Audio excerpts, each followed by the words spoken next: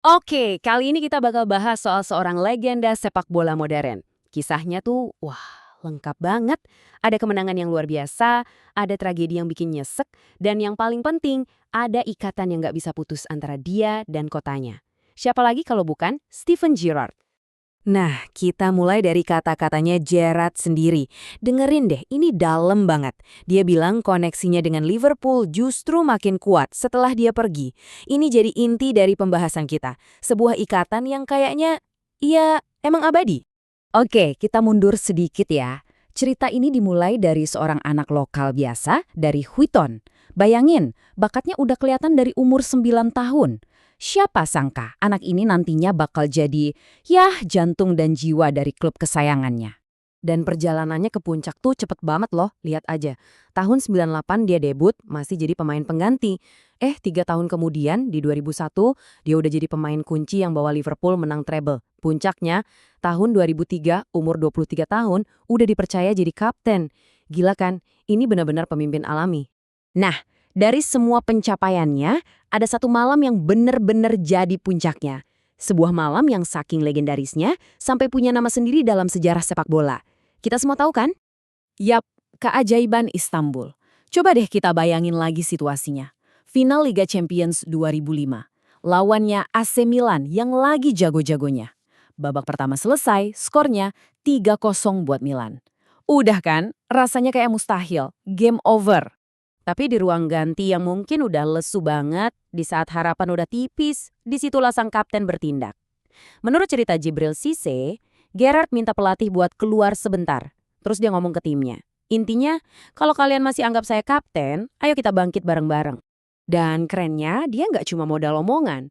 Begitu babak kedua mulai, dia langsung yang mimpin di lapangan. Gol pertamanya, sundulan di menit ke-54, itu bukan sekedar gol. Itu percikan api. Dari situ, semua terjadi. Cuma dalam 6 menit, skor jadi 3-3. Luar biasa. Tapi, ya namanya juga drama, nggak selalu indah. Di balik semua kisah heroik, ada satu cerita tragis. Satu trofi yang selalu jadi kepingan yang hilang buat Gerrard. Momennya itu tahun 2014. Liverpool lagi dekat banget sama gelar juara Liga Premier pertama mereka.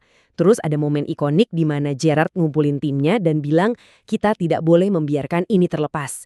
Kata-kata yang, aduh, sekarang jadi terasa ironis banget. Soalnya di musim itu Liverpool tuh mainnya gila-gilaan. Nyerang terus, seru banget ditonton. Dan Gerrard di peranan yang baru jadi pusat dari semua permainan itu. Gelar yang paling dia dambakan rasanya udah di depan mata. Dan terjadilah momen itu.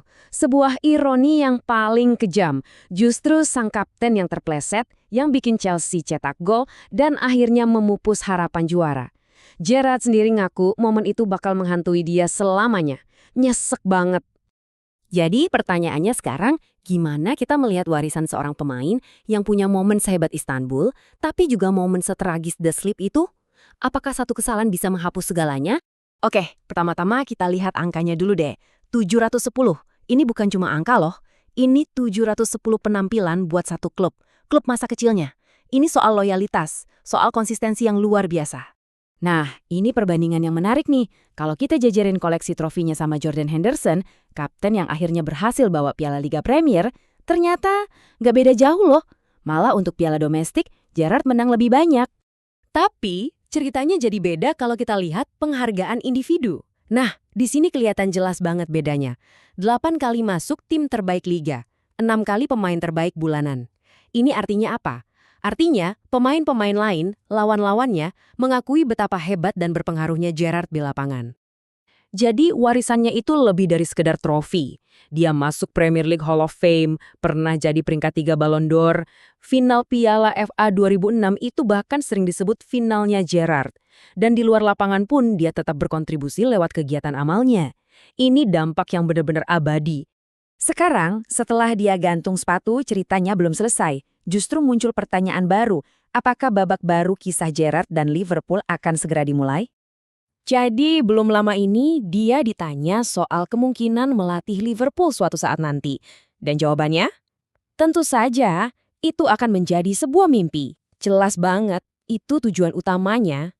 Tapi dia juga realistis. Dia ngelanjutin, tapi Apakah saya siap sekarang? Mungkin tidak. Ini yang keren, dia jujur banget sama kemampuannya sendiri. Dia nggak mau gegabah. Tapi yang paling penting, dia menegaskan satu hal. Kalau Liverpool memang butuh dia, kalau klub merasa dia orang yang tepat, dia pasti bersedia. Loyalitasnya nggak perlu diragukan lagi. Nah, ini yang bikin kita semua bertanya-tanya. Apa yang menanti pahlawan terbesar Liverpool ini di masa depan? Apakah benar babak terakhir dari kisah Steven Gerrard dan Liverpool memang masih belum ditulis? Kita lihat saja nanti.